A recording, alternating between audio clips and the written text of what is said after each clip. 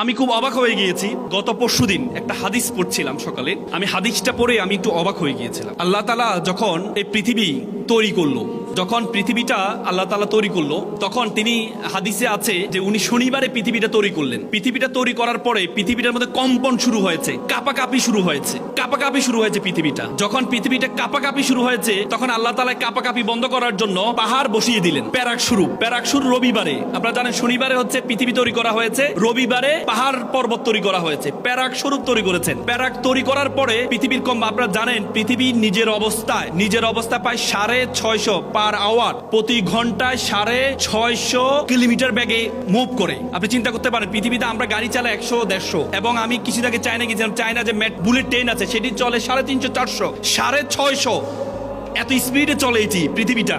কিন্তু আমরা বুঝতে পারি না, আর কি আমরা বুঝতে পারি না। এই যে আপনারা এটা বোঝার জন্য আপনারা দেখবেন, আপনারা যখন শিপে উঠেন বা বিমানে উঠেন, বিমান এত স্পিডে চলে 200, 250, 350। আপনার কি মনে হয় আপনি বসে থাকেন না? আমরা স্থিরভাবে বসে থাকি না? আপনি একটা গ্লাসের পানি নিয়ে গ্লাসটা রাখেন, গ্লাসটা কি কম্পন করবে? না, কারণ এটা স্পিডটা বাহিরে, এর ভিতরে স্পিডটা বোঝা যায় না। তেমনি পৃথিবীটা যে এত দ্রুত চলছে, আমরা যে ভিতরে আছি আমরা সেই বিমানের মতো। বিমান আবিষ্কার যদি না হতো, জাহাজ আবিষ্কার যদি না হতো, আপনারা যারা মেরিন ইঞ্জিনিয়ার আছে তারা জাহাজ অনেক স্পিডে চলে, কিন্তু ভিতরে বোঝা যায় না যে এত স্পিডে চলছে। মনে হচ্ছে যেন জাহাজটা দাঁড়িয়ে আছে, বাইরের দিকে তাকালে মনে হচ্ছে জাহাজটা চলছে। তেমনি পৃথিবীটা এবার কম্পন শুরু হয়েছে। যখন কম্পন শুরু হয়েছে তখন আল্লাহ তাআলা প্যারাক দিয়েছেন। প্যারাক দিয়ে এটা কি করেছেন? স্থির করেছেন। তখন ফেরেশতারা বলল, ফেরেশতারা অবাক হয়ে গেল যে একটা পাহাড় দেওয়ার সাথে সাথে পৃথিবীটা নড়াচড়া বন্ধ হয়ে গেল। তখন জিজ্ঞেস করলো, হে আল্লাহ, আপনি বলেন তো পাহাড়ের চেয়ে শক্তিশালী কি? পাহাড়ের চেয়ে কি শক্তিশালী কোনো কিছু আছে? পাহাড়ের চেয়ে কি শক্তিশালী কোনো কিছু আছে? তখন আল্লাহ বলল, আছে, পাহাড়ের চেয়ে শক্তিশালী আছে। পাহাড়ের তো শক্তিশালী লোহা। তখন আবার ফেরেশতারা আবার জিজ্ঞেস করলো, লোহার চেয়ে? কারণ লোহা দিয়ে কি পাহাড় কাটা হয়। তখন জিজ্ঞেস করলো, লোহার চেয়ে কি শক্তিশালী কিছু আছে?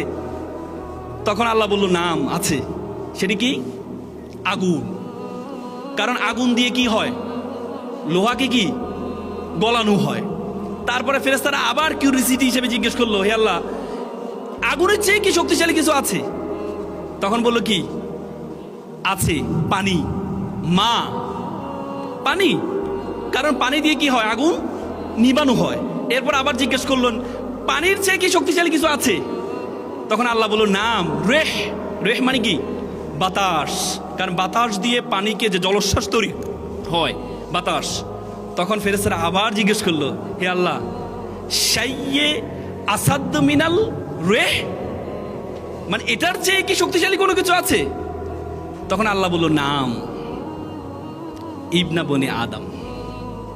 আল্লাহ বলল, আছে, তার চেয়ে কি